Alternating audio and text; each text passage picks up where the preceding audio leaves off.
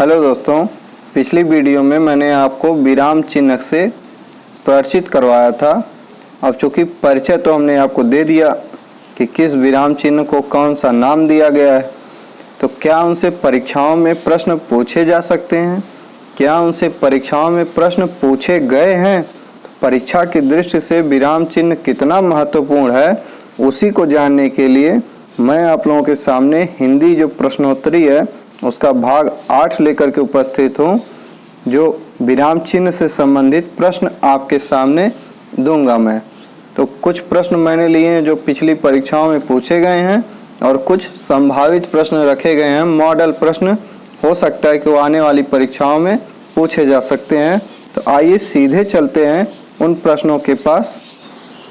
देखिए, पहला प्रश्न आप लोगों के सामने यूपी SSSC वीडियो के एग्ज़ाम में 2018 में एग्ज़ाम हुआ था, उसकी सेकंड शिफ्ट में यह प्रश्न पूछा गया है कि किसी पद उपवाक्य आदि की विशेषता दिखाने के लिए, किसी पद उपवाक्य आदि की विशेषता दिखाने के लिए शब्द के नीचे एक रेखा खींचते हैं, शब्द के नीचे एक रेखा खींचते हैं, उसे क्या कहेंगे? पहला ऑप्शन है प्रश्नवाचक, जो बिल्कुल नहीं होगा। दूसरा है अधोरेखा, अर्थात अधो मतलब होता है नीचे और रेखा। सी ऑप्शन है कोष्ठक और डी है तिर्यक।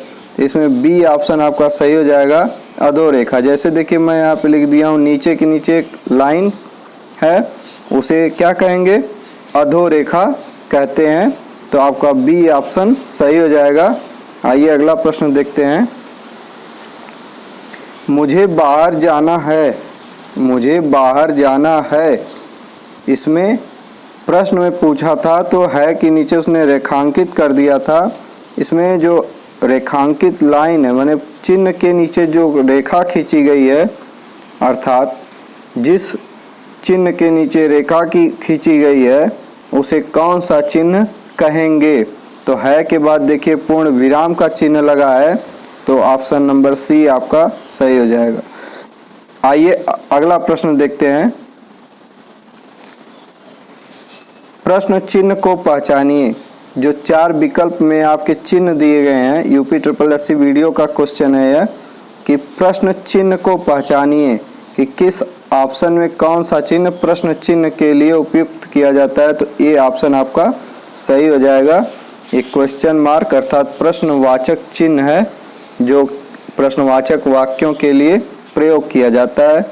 तो देखिए, विराम चिन्ह से ऐसे ही प्रश्न पूछता है, आपको चिन्ह दे देगा तो उसका नाम पूछेगा, या नाम देके उसका आकृति कैसी होती है उसको पूछेगा, और वाक्यों के बीच किस प्रकार के वाक्यों में कौन सा चिन्ह लगेगा उसको पूछता है। आइए अगला प्रश्न देखते हैं। निर्देशक चिन्ह को पहचानिए, निर्देशक चिन्ह को पहचानिए।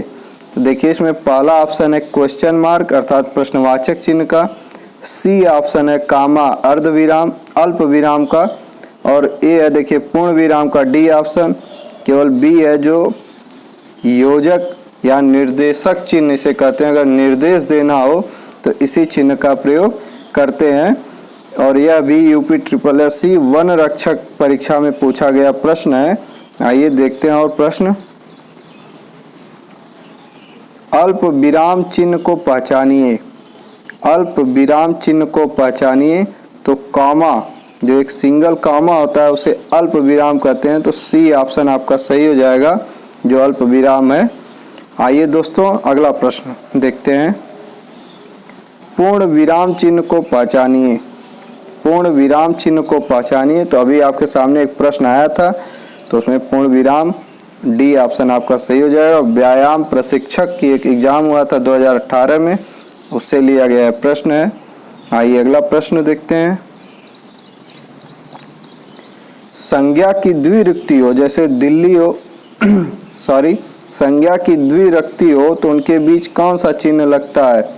संज्ञा की द्विरुक्ति हो तो उनके बीच कौन सा चिन्ह लगता है? जैसे लिखा हो राम श्याम, क्या लिखा हो? देखिए इस तरह राम श्याम, द्विगु समास का उदाहरण है, द्वंद्व समास का उदाहरण होगा। तो इनके बीच योजक का चिन्ह लगता है, निर्देशक का चिन्ह लगता है।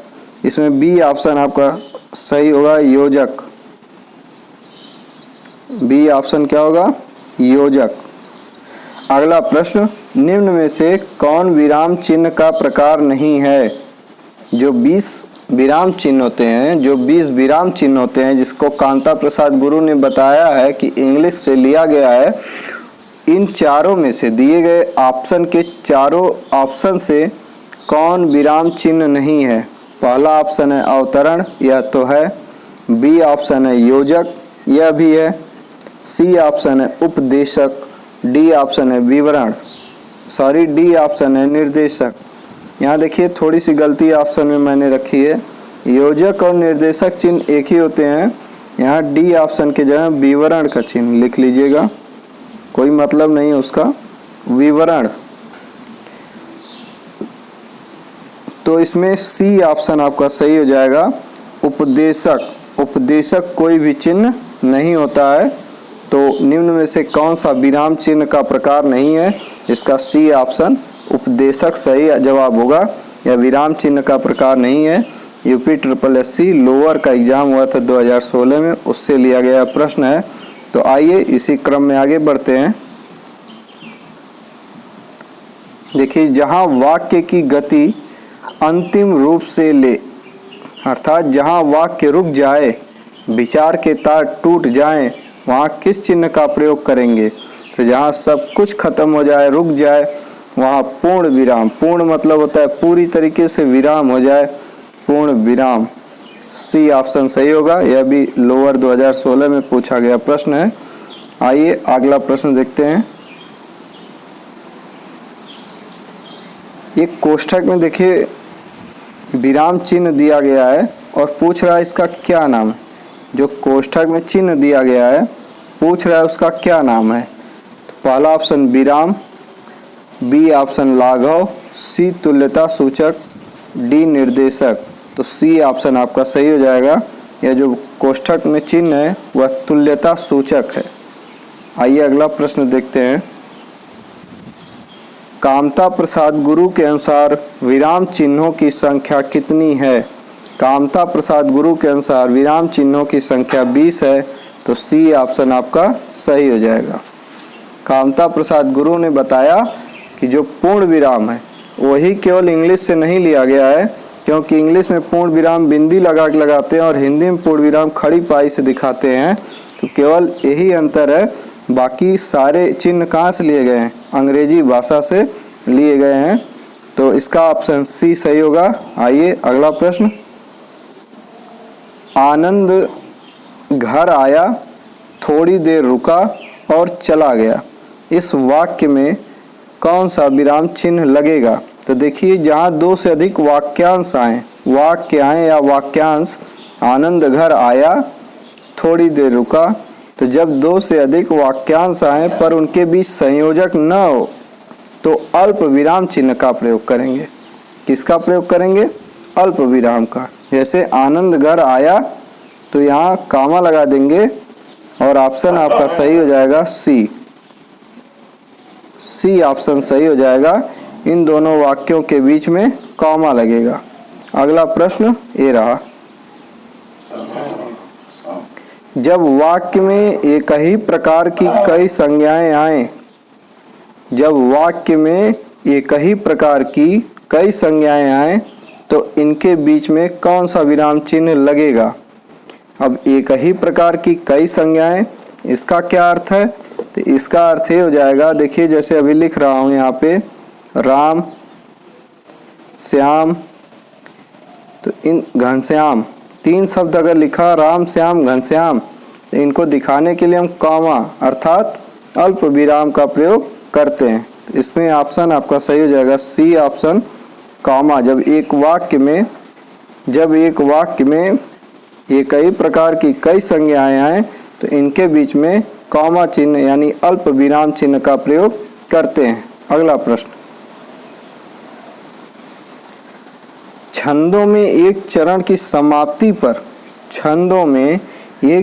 समाप्ति पर कौन सा विराम चिन्ह लगता है? इसमें भी आपका ऑप्शन सी हो जाएगा, अल्प विराम चिन्ह लगता है जब छंद में 4 चरण होते हैं और एक चरण की समाप्ति पर कामा चिन्ह का प्रयोग होता है। अगला प्रश्न, मिश्रित तथा संयुक्त वाक्यों में विरोध का भाव प्रकट करने के लिए किस विराम चिन्ह का प्रयोग करते हैं?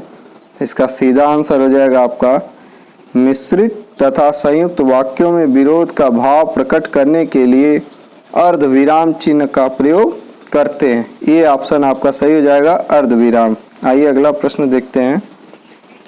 तुम कब आओगे? तुम कब आओगे इस वाक्य में कौन सा विराम चिन्ह लगेगा? तो सिंपल सी बात है, प्रश्न पूछा जा रहा है और जब प्रश्न पूछा जाएगा तो प्रश्नवाचक चिन्ह लगेगा, अर्थात बी ऑप्शन आपका सही रहेगा। आइए अगला प्रश्न देखते हैं। विवरण चिन्ह को पहचानिए। विवरण चिन्ह, इसमें बी ऑप्शन आपका सही हो जाएगा, या इस चिन्ह को विवरण चिन्ह कहते हैं। अगला प्रश्न, समाप्ति सूचक चिन्ह की पहचान करिए। समाप्ति सूचक चिन्ह और पूर्ण विराम में दो अंतर है। पूर्ण विराम किसी वाक्य के अंत में लगता है और समाप्ति सूचक जब कोई एक गद्य लिखा जा रहा हो या पद, जैसे हिंदी का कोई चैप्टर आप पढ़िए तो पहला पाठ समाप्त होगा तो नीचे जो चिन्ह बनाया जाता है उसे समाप्ति सूचक चिन्ह कहते हैं। इसमें ए ऑप्शन आपका सही हो जाएगा।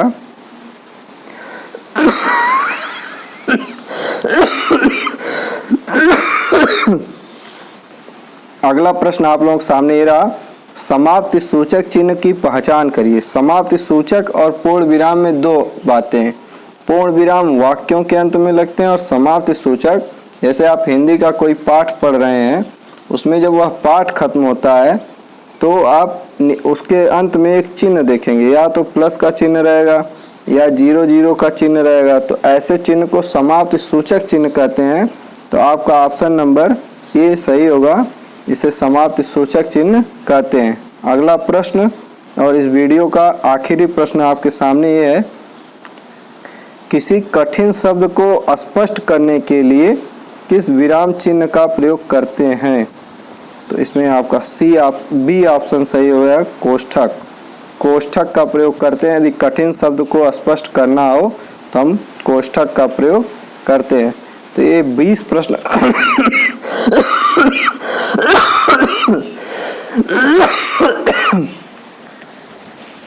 तो ये 20 प्रश्न आपके सामने हमने रखे, जिसमें से कुछ परीक्षाओं में पूछे गए हैं और बाकी कोई परीक्षा में नहीं पूछा गया था। तो कुछ प्रश्न हमने आपके लिए मॉडल प्रश्न के तौर पे रखा। मुझे पूरा विश्वास है कि ये आपके लिए उपयोगी साबित होगा। आप इस वीडियो को शेयर करिए, ज़्यादा से ज़्यादा लाइक करिए, कमेंट ज़रूर करिए। कमेंट बहुत कम आता है आप लोगों का, तो कमेंट प्लीज़ करिए और वीडियो पूरा देखने का प्रयास करिए ताकि आपको फ़ायदा मिले। बहुत बहुत धन्यवाद। मिलते हैं अगली वीडियो में नए टॉपिक के साथ। जय हिंद, जय भारत।